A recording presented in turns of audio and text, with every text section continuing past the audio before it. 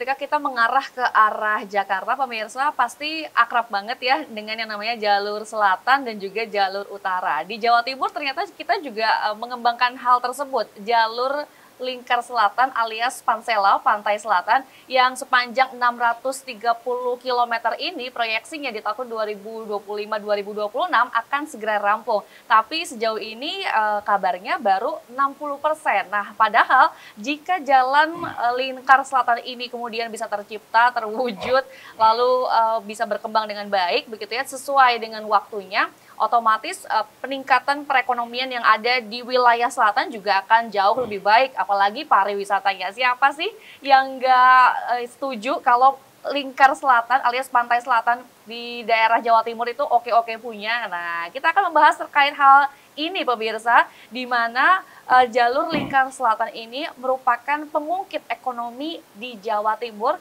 bersama dengan Bapak Haji Satip MSI dari fraksi Gerindra, Dapil Lumajang Jember. Assalamualaikum Bapak, ketemu lagi kita. Waalaikumsalam, siap Sima, terima kasih. Ini merupakan anggota Komisi DPRD Jawa Timur, Pak Satip. Tentu saja juga membahas mengenai progres. Kita akan todong Pak Satip ini ya, terkait dengan progres jalur lingkar selatan. Agak sulit ya Pak ya, JLS. Kalau Pansel aja gimana Pak? Aman ya Pak? Boleh, sama boleh, aja soalnya boleh, ya? sama. Oke. Ini kalau kita lihat Pansela ternyata melingkupi wilayah Pacitan, Banyuwangi, kemudian juga Blitar, iya, Lumajang, Jember, kena juga nih, dapilan jenengan nih ya. Iya, betul. Nah, sejauh ini seperti apa progresnya Pak? Sebelum saya bicara lebih jauh kaitannya dengan Pansela maupun JLS, jalur lintas selatan, ide dari adanya JLS itu sebenarnya dari Jawa Timur waktu itu awal tahun 2000-an. Ketika Gubernur Jawa Timur itu Pak Imam Utomo. Wah, lawas banget berarti. Lama banget. Jadi waktu itu ini dalam rangka untuk meningkatkan perekonomian wilayah selatan. Karena antara wilayah selatan dan utara ini tingkat disparitasnya sangat tinggi sekali. Nah, dari situlah makanya ada ide membangun jalur lintas selatan. Karena anggaran yang dibutuhkan cukup besar, akhirnya ini dibawa ke pusat, di jalan nasional. Nah, akhirnya di sini JLS ini bukan hanya dari Banyuwangi sampai Pacitan, tapi Banyuwangi sampai Banten. Sampai Banten. Nah, ini dalam rangka ini untuk meningkatkan perekonomian atau peningkatan kesejahteraan masyarakat wilayah selatan yang selama ini ketertinggalannya dengan daerah utara sangat jauh sekali. Memang ini sangat bagus sekali kalau toh memang bisa cepat-cepat realisasi sih mah gitu loh. Nah, khusus untuk Jawa Timur ini memang dari Banyuwangi sampai Pacitan itu kalau tidak salah sekitar 600 sekian kilometer lah. Nah, ini masih banyak beberapa wilayah yang belum tembus, termasuk Jember sendiri juga belum tembus. Kemudian Lumajang, Jember, Banyuwangi belum tembus karena di sini kendala kaitannya dengan hutan lindung. Nah, kalau ini nanti bisa tembus, ini satu pengungkit perekonomian yang luar biasa. Karena apa? Potensi wilayah selatan ini tidak kalah bagusnya dengan utara, gitu loh. Di wilayah selatan kaitannya dengan pariwisata, view-nya luar biasa. Terus kemudian kaitannya dengan hasil laut juga luar biasa. Terus kemudian tambang juga luar biasa. Nah, kalau ini bisa nanti bisa tembus, rasanya memang luar biasa. Cuma persoalannya target 2025 sekarang sudah 2025 masih belum apa-apa. Ini patut kita sadari karena apa? Karena JLS ini pembangunannya itu pure lewat anggaran pemerintah dari APBN dan pinjaman dari luar negeri. Belum ada yang dari swasta. Memang awalnya kita menawarkan ke swasta-swasta, tapi ini saya tidak tahu seberapa jauh kok ternyata swasta masih belum ada yang terlibat dalam rangka untuk pembangunan Jakarta Selatan. Baik, kalau misalkan terrealisasi Pak jalur lingkar selatan tersebut, sejauh ini kan di kota Jember, kemudian Lumajang ini belum tembus terkait dengan hutan lindung tadi, alias pembebasan lahan begitu ya Pak ya. Tapi katanya di tahun ini kemudian akan diambil alih sama pemerintah Provinsi Jawa Timur Pak, bukan lagi ranahnya Pemda gitu. Memang sebenarnya gini sih Ma, kaitannya dulu skema awal itu pembebasan lahan diserahkan ke masing-masing kabupaten kota yang terlewati. Kemudian provinsi mempunyai bagian kaitannya dengan land clearing-nya. Kemudian di pembangunannya milik pusat. Tapi ketika pembebasan lahan tertatih-tatih, maka termasuk pembebasan lahan pun ini pendananya diambil oleh pusat. Harusnya. Ya, sudah diambil pusat. Jadi daerah hanya melaksanakan pembebasan lahannya, pembiayaannya dari pusat saja gitu loh. Jadi termasuk Jawa Timur seperti itu gitu loh. Jadi menyiapkan lahan bersama kabupaten kota, mendorong agar ini bisa terselesaikan. Nah, yang paling alot ini kan kaitannya dengan hutan lindung, seperti Meru Betiri, Taman Marga Satwa Alam. Ini yang sampai sekarang saya belum tahu progresnya sejauh mana gitu loh. Kalau kaitannya dengan tanah-tanah milik negara, tidak ada persoalan gitu loh. Cuman ya itu tadi kaitan hutan lindung yang bahkan sini ada daerah-daerah tertentu di sini lewat jalur yang sudah ada, seperti dari Lumajang ke Malang itu lewat jalur yang selama ini sudah ada jalan nasional lewat situ. Tinggal pengembangan aja. Baik, kalau misalkan ini terrealisasi sesuai waktunya 2025-2026, tapi ya Bismillah kita optimis aja ya Pak ya, meskipun ya agak awang-awang gitu. Betul. Ini kemudian apa dampak ekonominya Pak? Kalau kita lihat selatan itu juga potensi perikanannya banyak, ada pantai selatan juga, kemudian pariwisata juga banyak. Apakah akan berpengaruh signifikan terhadap pertumbuhan ekonomi di Jawa Timur? Iya, baik. Jadi gini, dalam rangka untuk percepatan realisasi JLS ini, maka pemerintah pusat sampai mengeluarkan Perpres 80 tahun 2019 yang isinya salah satunya, ini Perpres tersebut tentang percepatan perkembangan perekonomian di Jawa Timur, termasuk salah satunya adalah JLS. Nah, ini menurut satu perhatian yang cukup tinggi dari pemerintah dalam rangka ini tadi untuk realisasinya. Cuman persoalannya kan gini, balik lagi katanya dengan lahan tadi itu, gitu loh. Ya mudah-mudahan dengan adanya Perpres ini bisa betul-betul cepat terrealisasi, karena dengan terrealisasinya ini, maka kegiatan-kegiatan perekonomian di wilayah selatan akan luar biasa menjadi bangkit gitu loh, jadi bangkit. Salah satunya itu gini, khususnya Jember. Di Jember itu ada perusahaan besar dekat pantai selatan di Puger. Terus kemudian dalam rangka menyambut perusahaan-perusahaan tersebut, karena di sana potensi ekonominya sangat tinggi, yang baik nanti langsung maupun tidak langsung akan bisa mengangkat perekonomian masyarakatnya. Jawa Timur di sini juga akan melakukan pembangunan kaitannya dengan pelabuhan yang ada di Jember, di Puger. Ini bagian dalam rangka ini menjembatani tol laut. Nah, kalau di sini nanti dermaga nanti bisa terbangun, maka perusahaan-perusahaan di sini nanti akan lebih mudah untuk berkembang. Dan dermaga tersebut ada di pantai selatan, yang notabene sangat berhimpitan sekali dengan JLS. Sehingga diharapkan di sini sirip-sirip jalan itu nanti dari jalan nasional yang JLS dengan jalan kabupaten dan bisa tersambung.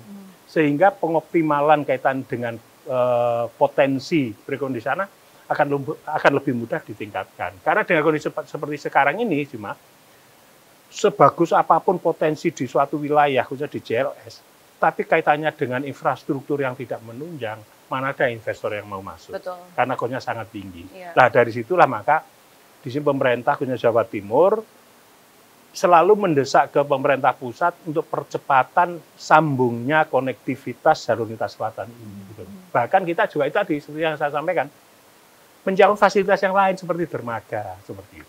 Berarti nggak cuma bicara soal yang namanya potensi pariwisata saja, tapi juga lebih luas lagi, lebih besar lagi nanti ya? Salah satunya itu pariwisata gitu loh. Ada yang lain, kaitannya dengan ini, produksi perikanan, luar biasa.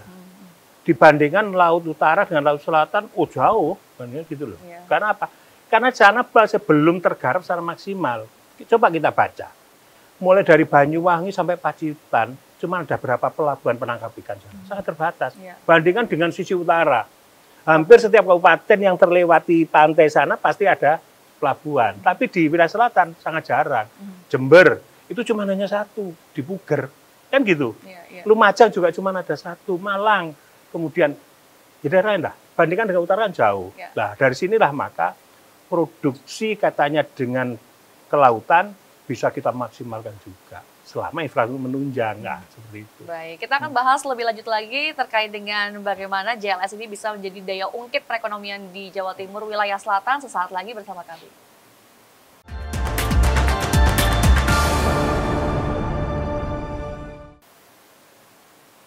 Ya, pemirsa, kita masih membahas mengenai bagaimana JLS alias Pansela, jalur pantai selatan di Jawa Timur ini bisa menjadi daya ungkit perekonomian di Jawa Timur wilayah selatan ya. Tadi disampaikan sama Pak Satip bahwa sebenarnya luas banget dampaknya nanti terhadap perekonomian. Tentu saja bukan hanya terkait pariwisata aja, tapi juga konektivitas transportasi yang menghubungkan antar pelabuhan, kemudian antar dermaga. Lalu juga ini merupakan jadi proyek nasional ya, proyek strategis nasional karena sudah diambil alih, maka harapannya bisa menjadi jalan antar provinsi begitu Pak ya. Jadi konektivitas antar provinsi dari Banten sampai ke Jawa Timur itu mulus, lancar, dan bisa lebih efisien lagi secara cost-nya, cost distribusinya begitu pemirsa. Terkait dengan tadi kendala yang sudah disampaikan oleh Pak Satip, ada beberapa hal, diantaranya adalah pembebasan lahan pemirsa. Ini pembebasan lahan di wilayah Jember dan Lumajang ya Pak ya. Ini masih menjadi kendala karena kepentok sama yang namanya hutan lindung. Nah itu gimana Pak lobby negosiasinya nih? Apakah akan memutar atau tetap pakai jalur yang sama? Tapi nanti kalau misalkan kita memaksa menerobos hutan lindung, amit-amit nanti kayak Raja Ampat Pak, didemo banyak orang. Betul, memang betul. Jadi gini sih Mas, kejadian Raja Ampat kemarin ini menjadi sebuah cermin besar bagi kita, sehingga ketika kita, betul tujuan kita itu baik ya, tujuan kita baik dalam rangka optimalisasi satu wilayah itu ujung-ujungnya juga untuk kepentingan masyarakat. Cuma persoalannya kalau sudah terbentur hal semacam itu, ya akhirnya rugi semuanya. Betul. Kan gitu. Nah, dengan pelajaran Raja Ampat seperti itu, kita berharap kalau memang selama ini kaitan pembebasan lahan terbentur karena hutan lindung, kalau toh di situ memang tidak bisa dipaksakan misalkan, alangkah baiknya kita menggunakan infrastruktur yang sudah ada selama ini, existing ini gitu loh. Karena kan sebenarnya tidak begitu jauh-jauh amat ya dengan JLS, dengan jalur yang ada sekarang ini di khususnya Jember Banyuwangi. Nah mungkin dalam rangka percepatan ini bisa mengembangkan jalan yang sudah ada ini aja. Jadi kita lakukan revitalisasi yang itu ada. Gagasan dari jenengan ya Pak Satip? Salah satu seperti itu. Saya ingin mendorong seperti itu gitu loh. Nanti ke jadi BPJN. Nanti jadi ini Pak, jadi mengganggu laju lalu lintas dari jalan yang sudah ada nih Pak. Jadi terbebani karena load-nya bertambah lagi. Betul. Gitu. Ya memang konsekuensinya itu. Jadi konsekuensi load-nya akan semakin tinggi. Cuma persoalannya kan ketika kita lakukan revitalisasi pasti kan kita lakukan kajian lagi. Betul. Dan kajian tersebut kira-kira dalam rangka untuk memikul beban ini seperti apa, kemampuan badannya seperti apa, konstruksinya harus seperti apa, ini menjadi pertimbangan kita ke depan gitu loh. Yang penting kan gini, ada salah satu solusi tercepat yang bisa kita manfaatkan dalam rangka cepat tercapainya atau realisasi jalur lintas selatan ini. Biar cepat nyambung gitu loh. Yeah. Karena dengan cepat nyambung, ya pada akhirnya kos yang dikeluarkan akan semakin kecil, terus kemudian biaya produksi, kaitannya optimalisasi, potensi sana juga bisa kita tekan seminimal mungkin, sehingga daya saing perekonomian yang berada di wilayah itu cukup rasional dengan daerah yang lain. Seperti itu. Kalau misalkan Anda melihat di internet, pemirsa Anda boleh googling ya, JLS Jalur Lingkar Selatan Jawa Timur. Kita sudah melihat ini ya, sudah 386,91 km tadi yang terrealisasi Pak. Dan ketika saya melihat secara ini ya, secara langsung di ini tapi di internet, ini cantik sekali Pak jalanannya. Luar biasa, makanya gini sih Mas. Jadi tidak salah kalau JLS ini adalah sebagai pengungkit perekonomian sana, karena semua potensi di sana ada gitu loh. Bukan hanya wisata memang luar biasa sih Mas. Bahkan gini, bahkan saya pernah punya kerja di JLS dengan BPJN, karena kan kemana BPJN toh. Nah, itu nanti di spot-spot tertentu wisata, itu akan dikasih rest area gitu loh. Ini kan salah satu pengembangan, sehingga ketika ada rest area, maka masyarakat di wilayah tersebut kan bisa melakukan kegiatan ekonomi di situ, gitu loh. Nah, ini kan harapan kita seperti itu. Ini akan menjadi luar biasa, bukan hanya wisata saja, gitu loh. Sehingga potensi yang lain juga akan bisa berkembang. yang perlu menjadi catatan kita, dengan adanya JLS ini nanti bisa terrealisasi, maka di situ ada sebuah perubahan karakter masyarakat yang luar biasa. Yang awalnya masyarakat hanya sebatas sebagai petani, maka di situ mereka bisa mengembangkan potensi diri. Kira-kira apa sih potensi mereka selanjutnya? Apakah hanya bertani saja? Apa juga bisa berdagang? Atau bisa apa lagi di situ? Kan gitu. Karena infrastruktur perekonomian di situ akan tersedia meskipun tidak secara keseluruhan gitu loh. Sehingga karakter masyarakat akan berubah sesuai dengan perubahan wilayah itu tadi. Benar. Luar biasa. Benar. Jadi masyarakat akan lebih ya menggali lagi begitu ya. Wah, kira-kira ini apa ya yang bisa dimunculkan yang kemudian bisa memberikan dampak yang lebih besar lagi, entah itu bagi dirinya sendiri, perusahaannya dia, ataupun bagi sekitarnya begitu ya. Setidak-tidaknya meskipun bukan dirinya sendiri, tapi kan dia akan berpikir ke depan. Dengan fasilitas yang ada ini kira-kira nanti anak cucu saya akan seperti apa dengan fasilitas yang ada ini. Akhirnya apa? Kegiatan-kegiatan lama mereka yang semata-mata bertani, semata-mata hanya berlayar sebagai nelayan, ini akan berkembang gitu loh, berkembang. Nah ini kan satu pengukit perekonomian dan karakter bagi masyarakat yang luar biasa nanti gitu loh. Jangka panjangnya seperti itu sih. Baik. Ini masih 60%. Tadi jenengan bilang juga bahwa harapannya memang ada keterlibatan dari pihak swasta alias investor begitu ya. Tapi sampai sejauh ini belum. Saya masih belum melihat itu. Apa yang kemudian menjadi kendala nih? Apakah investor asing melihat atau ragu-ragu gitu, Pak Satip? Kalau saya melihatnya gini. Kalau kita bicara investor di sini, ini kan jalannya jalan pemerintah. Sehingga pengusaha itu kan praktis berpikirnya ya. Ketika saya naruh di sana, saya dapat hasil apa, kan gitu. Lah, ini kan fasilitas umum. Ini berbeda dengan jalan tol. Kalau tol banyak para pengusaha yang nanam saham di situ, nanam investasi di situ. Tapi kaitannya dengan ini rasanya sangat sulit ketika ada sebuah perusahaan besar ingin mengeksploitasi alam di situ, sekaligus berkontribusi jalan, ini sangat sulit sekali. Ini persoalannya gitu loh. Jadi tidak salah kalau di sini pemerintah berjalan dengan kekuatan sendiri, baik dengan kekuatan APBN maupun dengan pinjaman luar negeri. Sehingga targetnya jangka panjang. Sehingga dari awal tahun 2000-an sampai sekarang ya masih progresnya sekitar 60-sekian% lah antara itu. Perlahan-lahan. Oke, kalau melihat progresnya yang seperti ini perlahan-lahan, proyeksi pribadi jenengan nih? Ya kalau saya sendiri ya kepinginnya cepet sih, Pak. Iya, soalnya lewat ini ya, Lumajang Jember. Jember. Dia luar biasa. Karena gini loh sih, Mas. Eman betul ya ini. Karena di khususnya Jember sama Lumajang potensinya luar biasa gitu loh. Sehingga kekayaan alam yang ada di wilayah selatan nanti ketika kita bawa ke daerah lain, kita bisa menggunakan jalur lintas selatan, akhirnya cost-nya kecil. Bandingkan coba misalkan, ada produk dari satu wilayah di Jember misalkan, mau kita bawa ke Jakarta. Kalimantan Utara cost-nya juga tinggi. Kalimantan Selatan ini kan lebih dekat. Betul. Nah, otomatis biayanya kan juga lebih ringan.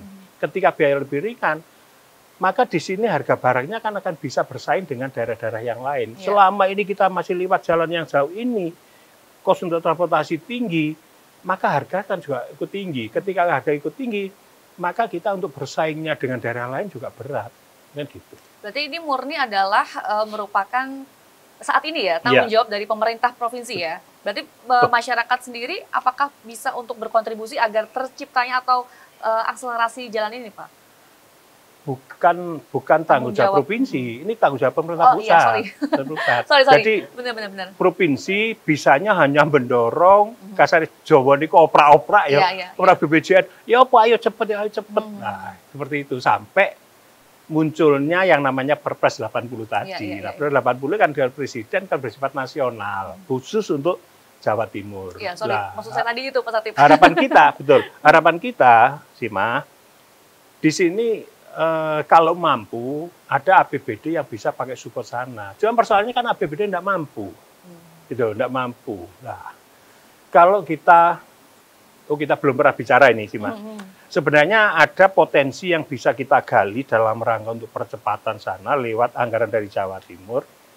ada anggaran non APBD yang bisa kita pakai support sana.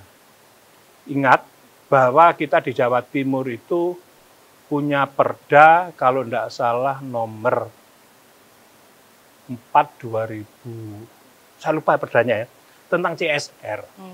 Nah, ini ada undang-undang juga, di undang-undangnya ada undang-undang tentang pendirian perseroan terbatas. Ya. Saya nomornya juga lupa itu. Ya, ya. Kemudian di Jawa Timur ada perda tentang CSR. Nah, ini ada tanggung jawab sosial dan tanggung jawab lingkungan oleh perusahaan berbadan hukum. Ini harus mengeluarkan sebagian dari keuntungannya. Kalau di perda nggak salah sekitar 2-4%. Nah, ini kalau bisa kita maksimalkan sih Mah, kaitannya perda ini terhadap perusahaan ini kan bisa kita kumpulkan penerimaan non pajak. PNBP.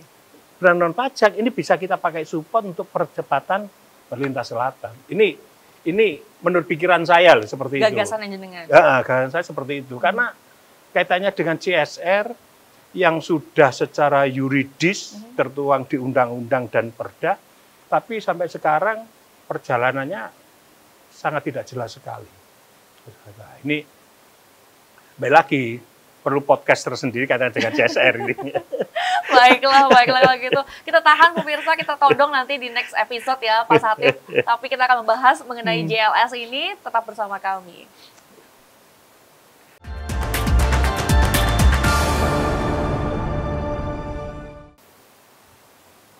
Begitu luar biasa pemirsa jikalau nanti JLS ini benar-benar realisasi gitu ya. Namun ya kita harap di tahun 2025-2026 bisa lah, optimis lah Pak. Begitu Pak? Ya, kita harus optimis. Baik, ini berarti perlu pengawasan yang kenceng dari jenengan dan Komisi D nih Pak. Gimana? Pengawasan bisa juga karena JLS yang kita bicara dan JLS yang berada di wilayah Jawa Timur. Berarti bisa kita kaitkan dengan salah satu tupoksi kami di Jawa Timur gitu loh. Nah, mungkin yang perlu kita seriusi lagi sih Mas, dalam rangka untuk cepat realisasi JLS, karena ini betul-betul menjadi satu objek perekonomian yang cukup vital.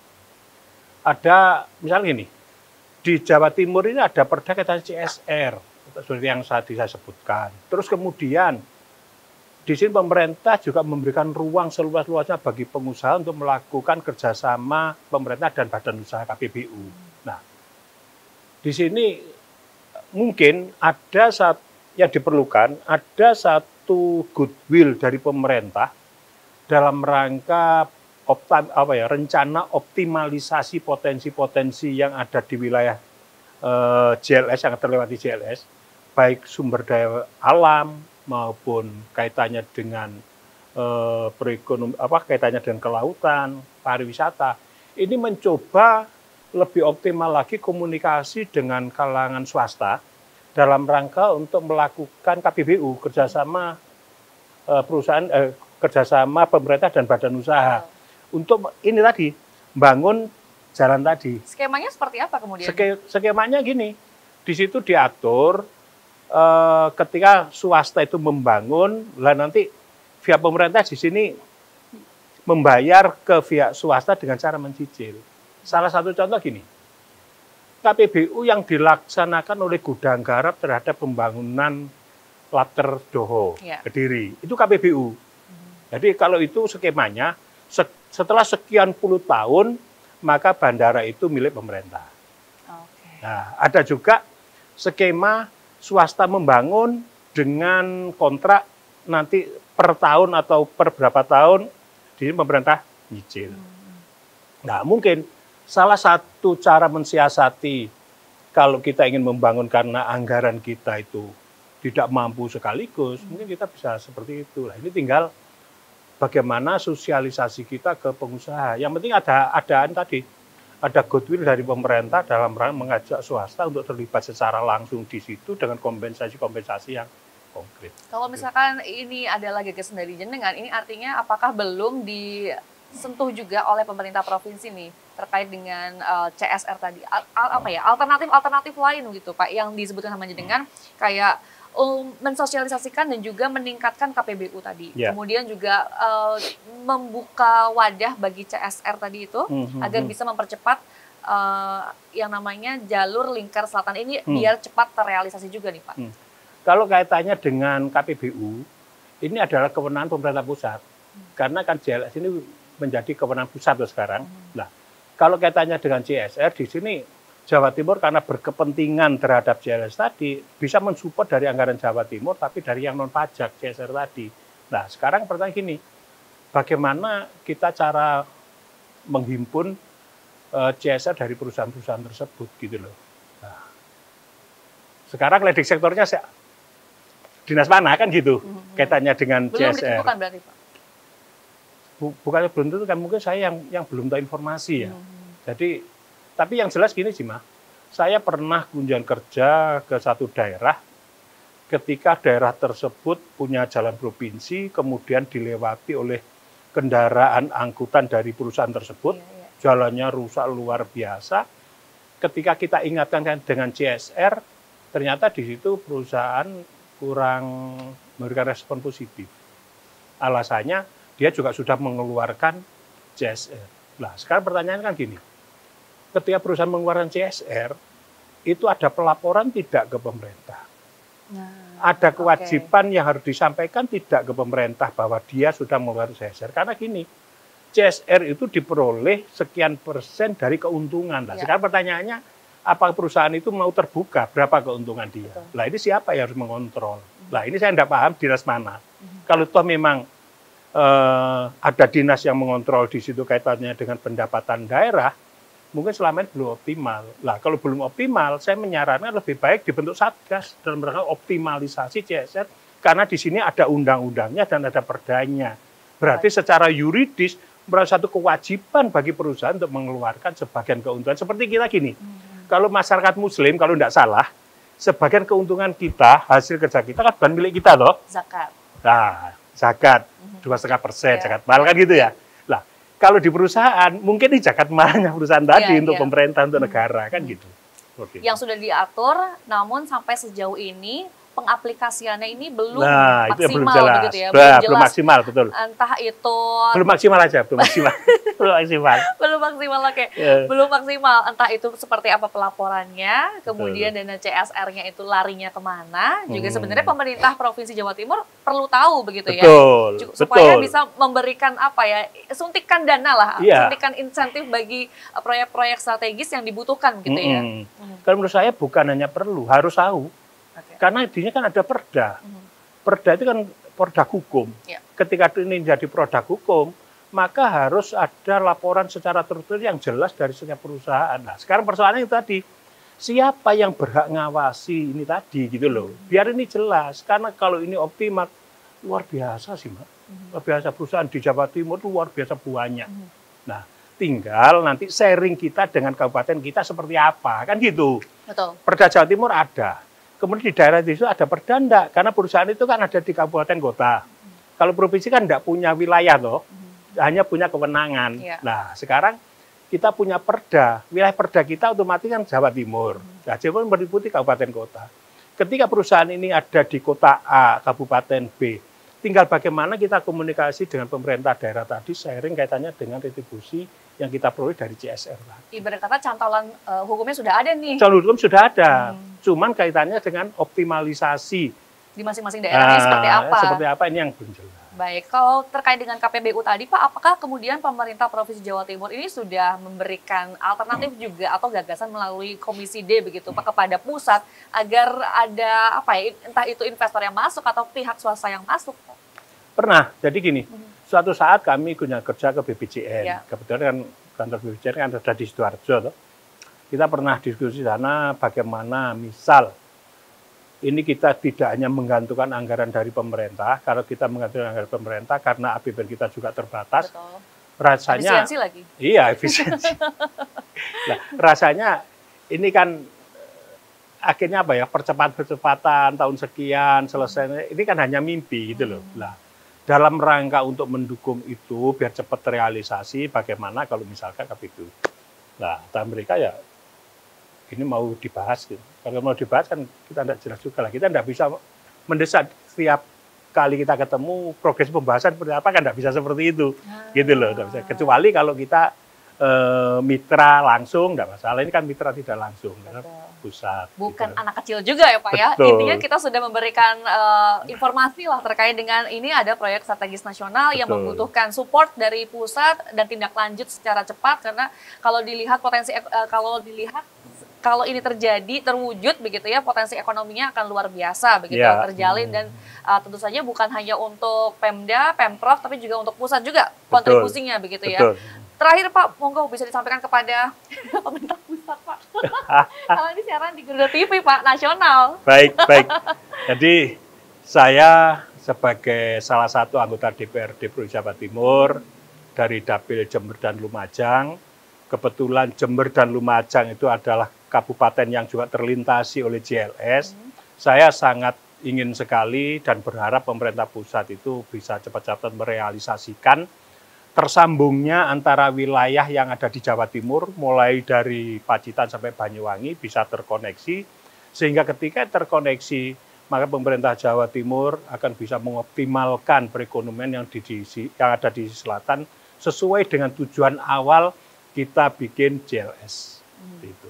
Baik, semoga ya segera terrealisasi dan dilihat langsung juga oleh stakeholder dari pemerintah pusat. Ini podcast kita bersama terkait dengan JLS, Jalur Lingkar Selatan, yang nantinya bisa menjadi daya ungkit perekonomian di Jawa Timur, wilayah selatan yang begitu istimewa, begitu spesial. Kalau kita bisa cepat-cepat. Kenapa harus cepat-cepat? Ya tadi itu, karena potensi ekonominya tinggi sekali, luar biasa. Saya Siang Perwira dan juga Pak Hatip pamit undur diri, sampai jumpa. Terima kasih.